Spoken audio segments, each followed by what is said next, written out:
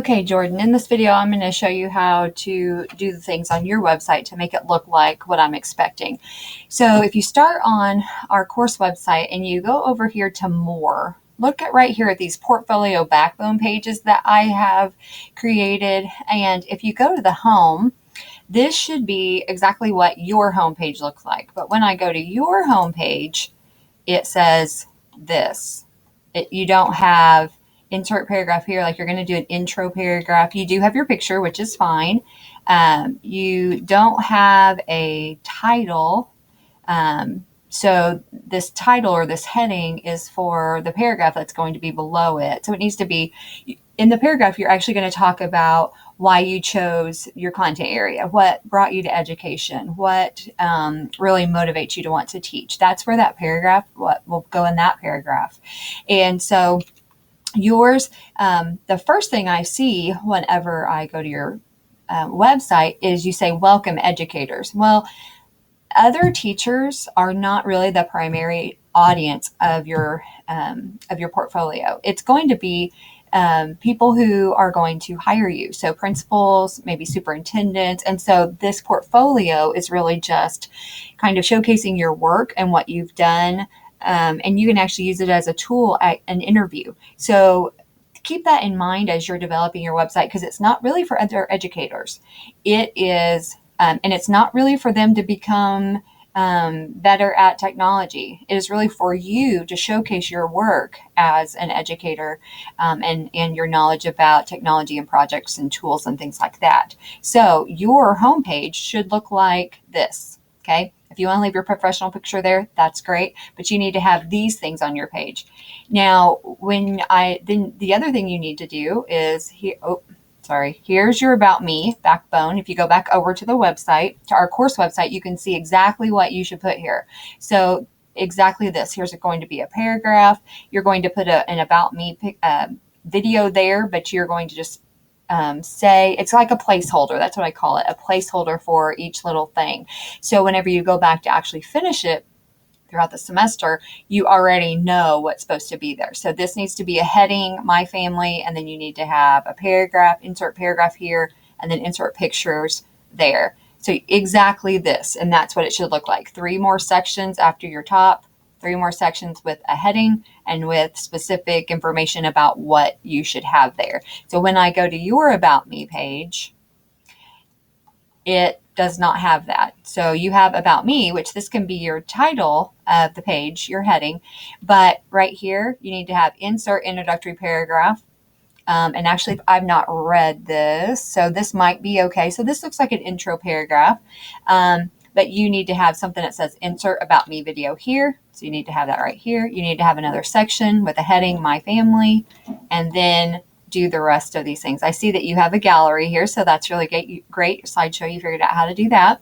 But you need to make sure that you have these other sections. And so go and do that on each one. So in my classroom, here's the backbone of what it will look like, headings with placeholders beneath. But in my classroom here, you don't have that. Oh, actually, it looks like you've changed it to where you somewhat do. This student survey should be the same heading as these other headings.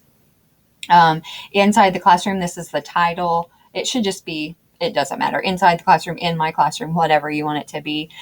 This should probably reflect this, though. So if it's going to be inside the classroom, it needs to be the same up here. It's whatever you want to change it to is fine. And so that one looks very close to being correct. Yep, HyperDocs lesson. Okay, so now, though, when I go over here, I see that your professional page and contact me pages are actually sub pages beneath your In My Classroom page. And so that doesn't need to be like that. Like the professional page should have all of these sections, and it should be a part of just the major menu up here. And so when I go to it, let's see it.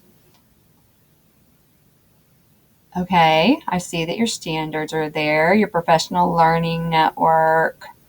So I do see that you have most of your sections here. The thing that I would make sure that you do is that your headings are all the same and consistent throughout your throughout your website. So like here, ISTE Standard for Educators, that heading and this heading, My Professional Learning Network, are not the same size. So just make sure the font is consistent. And if you look over at your In My Classroom page, then your font, see, these are headings too, and they're a lot bigger than some of your headings on the next page. So just make that consistent.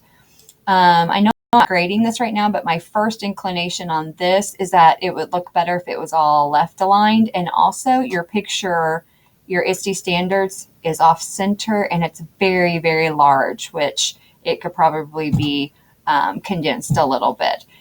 So I'll tell you that though when I grade it. But so just make sure and be consistent. So it looks like you have your professional page kind of getting there. And then one more, your Contact Me page. Okay, actually, that one is probably just fine. So let me show you how to fix this whole sub-page thing. Oh, wait. This right here needs to be changed as well. So that's the overall title. So let me go to one of my pages in, I'll just go to my, my technology one and edit it. And let me show you what I mean by sub-pages. So, pages. And do you see how I have units and then I have units and I can actually click and drag? I can drag these things out to be on the same level as units. So if I wanted to make it a, well, it's not wanting me to do it. Here, let me do it down here. So it's not wanting me to do it, of course, because I need to show it to you. Okay, let me just actually add a page. So I'm going to add a page, standard page, new page 1. I'm not asking you to add new pages, but I just wanted to show you this.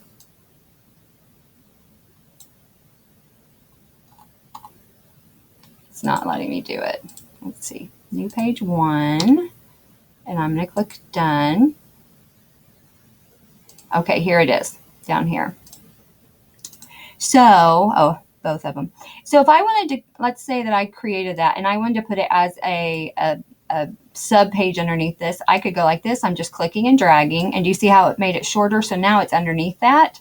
But if I wanted to pull it back again, like what you should do on your page, I would click on it and then pull it back until it's the same width as the larger pages, and then I would let it go. So now it is up here and not as a sub page. So I'm actually going to delete that because I don't want that page on our website. New page, delete, delete. All right, so I think that that is all on your website. It looks like you have the majority of it done. There are just some little things that you need to fix. So if you could fix that, that would be really great and helpful. And let me know when you get that completed and I will go grade it.